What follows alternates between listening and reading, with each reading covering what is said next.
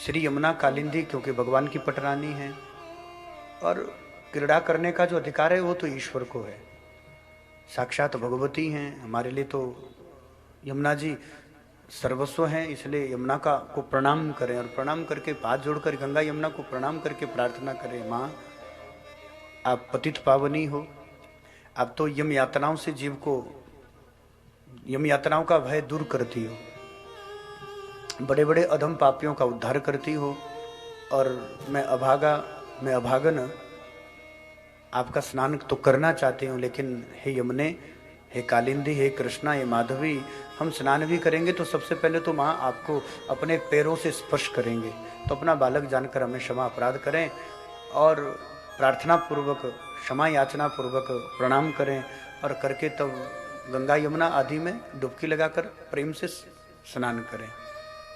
हो सकता है कि आपके कोई परिजन हो, आपके परिवार रिश्तेदार वाले हो, आपके संग नहीं हो, तो परिवार को भी याद करके उनके नाम से भी उनको डुबकी लगाएं, पितरों को भी याद करके डुबकी लगाएं। और शास्त्र विधि में स्नान नियम तो ये कि स्नान करके आए। हम लोग रोज स्नान करते हैं, लेकिन हम स्नान करके ही आते हैं। कथा करनी थी तो फिर मैंने कहा यमुना जी इतने निकट है, अगर इस पवित्र स्थान से भी वंचित हो गए। और आपको जानकर हैरानी होगी, भगवान ने एक बार युधिष्ठिर से कहा कि जब हम कोई पुनीत कार्य करते हैं, जब हम कोई धर्मार्थ करते हैं, तो जरूरी नहीं कि आसुरी शक्ति ही उसमें बाधा होगी, कभी कभी देवता भी बाधक हो जाते हैं। तो भीम को समझ में नहीं आई बात। उन्होंने कहा देवता यज्ञ आदि में क्यों विघ्न करेंगे, धर्म में क्यों विघ्न करेंगे?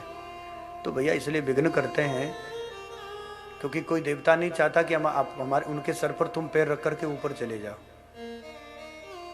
तो कभी कभी देवता भी विघ्न कर देते हैं, जब उन्हें लगता है कि ये तो देवलोक से भी ऊपर जाने वाले हैं, ये तो एकदम धर्म में लगे हैं, धर्मार्थ में परमार्थ में लग गए हैं, अब इन्हें इनका अधिकार केवल स्वर्ग तक नहीं है, स्वर्ग से भी ऊपर की संपदा में है। तो देवता भी कभी कभी विघ्न करते हैं।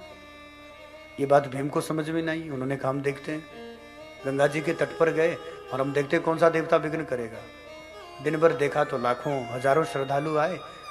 सोमवती अमावस का दिन था, गंगा आदि का स्नान किया, और स्नान करके पूरा दिन भर पहरा देख करके भगवान के पास आए, और उन्होंने कहा देखो प्रभु, हमने हजार नहीं लाखों लोगों को स्नान करते हुए देखा गंगा जी के तट पर, यमुना के तट पर एक भी देवता उसमें विघ्न करते हुए हमने नहीं पाया। हमने नहीं देखा कि कोई देवता आकर विघ्न कर रहा है कि तुम मत नहाओ, तुम स्नान मत करो। तो उन्होंने, भगवान ने कहा कि बहुत अच्छी बात है। अच्छा एक बात बताओ, तुम गंगा जी के तट पर गए तो भीम तुमने दिन भर में कितनी बार स्नान किया, कितनी डुबकी लगाई? भीम ने कहा वो तुमने किया ही नहीं, हम तो देखने गए थे कौन सा देवता विघ्न करता है। तो भगवान कहते हो गया ना विघ्न, तुम ही गंगा जी से लौट आए बिना स्नान किए। तो कितने लोग ऐसे हैं जो इस घाट तक आकर भी बिना स्नान के जा रहे हैं। तो समझ लेना केवल आसुरी प्रवृत्ति नहीं, ये देवता भी विघ्न कर रहे हैं। जो यहाँ यमुना के तट पर आकर भी यदि आचमन नहीं कर पा रहे हैं, स्नान आदि नहीं कर पा रहे हैं, आज तो कथा का 7वां दिन है, तो भैया कहीं ना कहीं आसुरी शक्ति नहीं, कहीं ना कहीं देवता भी नहीं चाहते कि तुम सीधा गोलोक चले जाओ यमुना जी की कृपा अनुग्रह से। वो कहते पुण्य करो, यज्ञ आदि करो और स्वर्ग तक बने रहो। आप हमारे संत वाणी चैनल को सब्सक्राइब करें, वीडियो को लाइक करें, शेयर करें, और हाँ, बेल आइकन पर क्लिक करना बिल्कुल ना भूलें, ताकि हमारी किसी भी वीडियो की सूचना सबसे पहले आपको मिले।